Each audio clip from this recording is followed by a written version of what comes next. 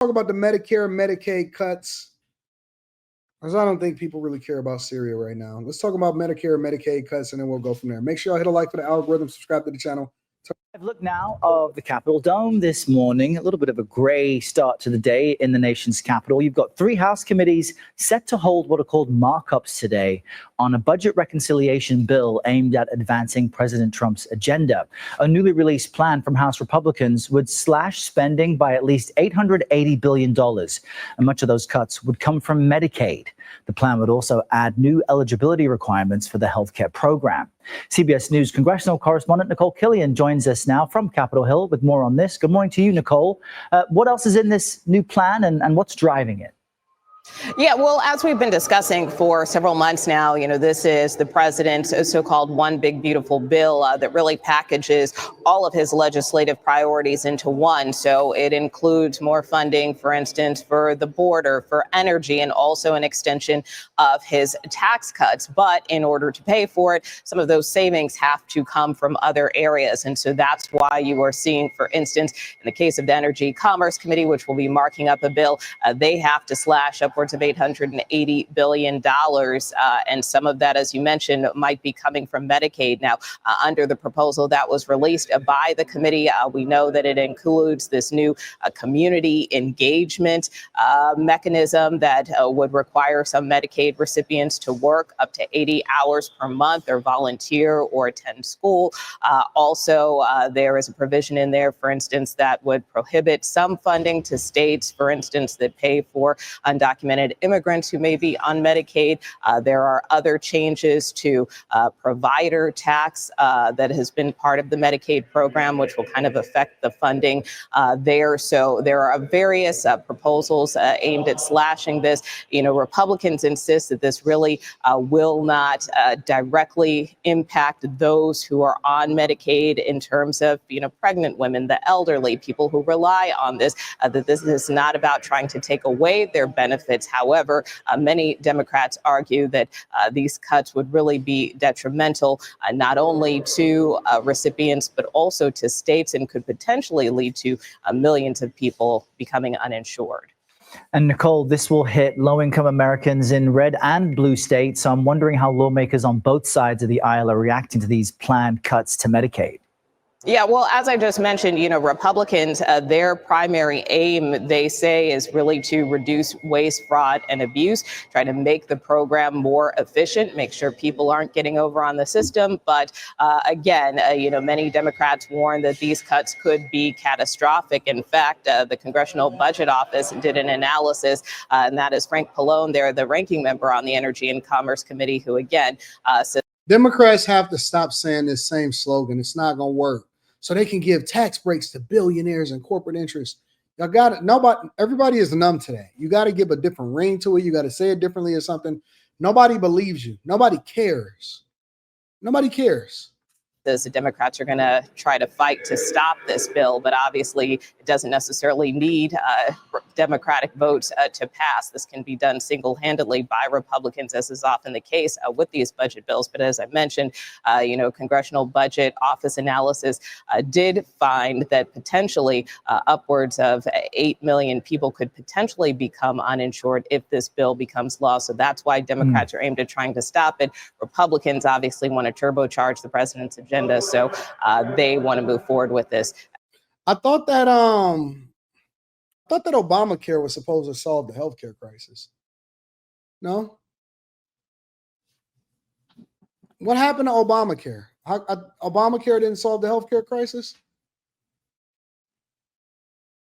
So if you are not a senior and you are not disabled or you are not handicapped and you are an able-bodied adult that can go to work every day, in order for you to qualify, and this is what some people were saying, and I was kind of doing a little bit of research of what was happening, you have to work, volunteer, or attend school to stay on it. Now, what is wrong with any of that in order for people to continue to stay on it so that they can eventually get themselves off of it?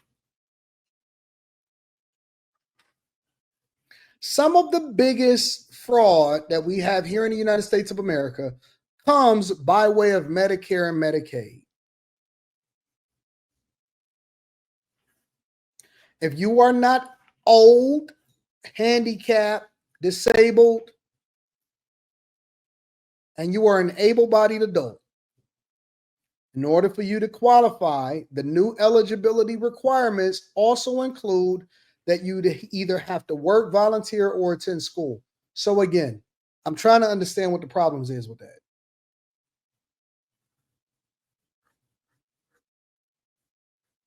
Why are people complaining about that? Why do they want these entitlement programs to stay with them for the rest of their life? I just found out the other day that you don't have to, you can actually pass Section 8 over into the next, like your daughters and the kids, like it's a pension or something. I didn't know that.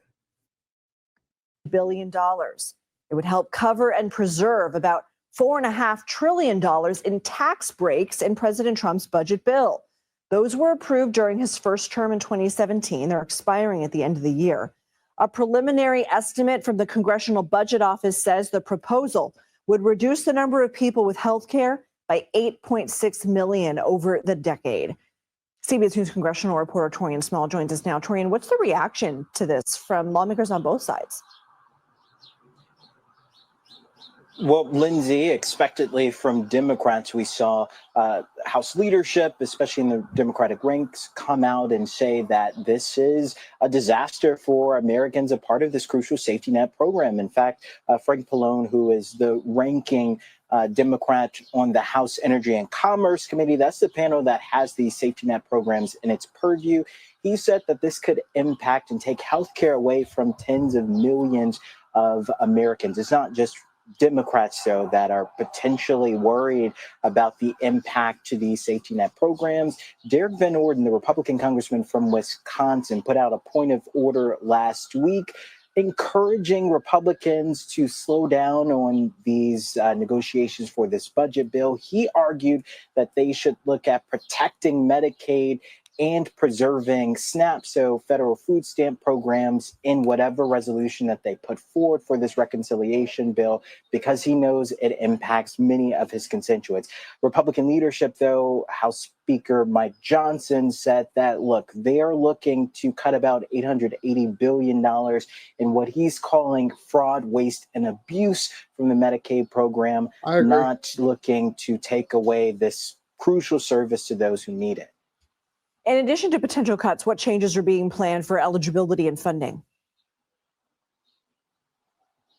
Yeah, a big thing that Republicans are looking to add to Medicaid program is work requirements. This is something that Republicans have been talking about for a while now, especially when it comes to these safety net programs. But specifically here, they're looking to include work requirements or schooling requirements for those enrolled in this program. They would also require, if you don't qualify for either of those, about 80 hours a month of volunteer work, so community engagement programs in order to be eligible for this. Again, Democrats are saying that this is just another excuse or another way for Republicans to kick off people and die. Wait. So you shouldn't be able to do volunteer work or go to work or go to school. You should just get it just because you. So what's unreasonable about you going to be in a crossing guard or volunteering at a school or helping out at a community center and being a participant in your community? I'm still trying to understand what's so bad about that. Dire need of this program from this social net service. The House Ways and Means Committee is planning to increase the cap for the state and local tax deduction known as SALT to $30,000 for filers who make $400,000 or less. It comes after 4 lawmakers vocally rejected the proposal last week. Remind us what the SALT cap is and what are their concerns. Yeah, this would essentially provide deduction for those high state and local taxes for states like California, for Texas, for New York, which is why we've seen Republicans really hold the line, at least just a handful of them hold the line when it comes to negotiations, because they're unsatisfied with this $30,000 proposal. It's interesting. There's a crucial juxtaposition between how Speaker Johnson categorizes these negotiations, saying just this morning that he believes things are going in a positive direction. But members, especially Republican members of what's known as the SALT caucus, are saying that this proposal, this leaked proposal, what they are saying is a slap in the face. This isn't done in good faith, and they want a more fair deal when it comes to these SALT deductions. What they're looking at is essentially a one-to-one. They want these federal deductions to essentially equal the amount, and especially in these high state and local taxes. Torian Small, thank you. So no more handouts, no more none of that. Everybody got to stand on their own 2 feet, and everybody's got to take care of business. I'm not understanding what the problem is. Why do people complain?